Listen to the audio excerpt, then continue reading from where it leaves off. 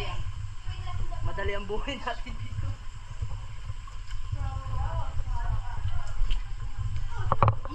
Pagkisig kami nga. Wala kang kusog, wala.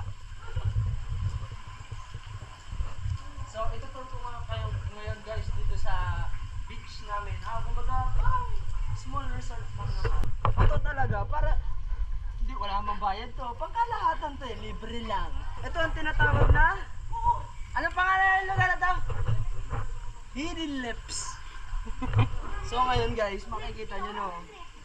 Yan. Masyadong medyo madulas lang. Pero maganda ang water. Kanamay ko. Ganda ng view, makapag-relax kayo. Diba?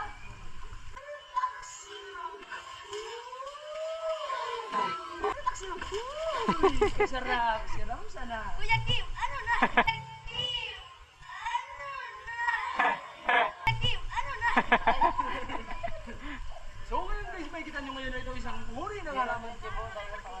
Yan, so makikita nyo kahit pa paano, konti pa lang yung naliligo kasi di pa naman to masyadong parang di pa siya kilala ng ibang mga lugar, diba? Mga mobiliarenyos lang nakakakilala dito sa lugar na to, kaya konti pa lang.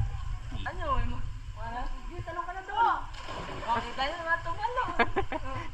Ganyan kasarap dito, malamig, fresh. Pwede mag-inom, pwede mag-camping. Basta bibili kayo, hindi na namin yung sagot. Libre na nga liguan.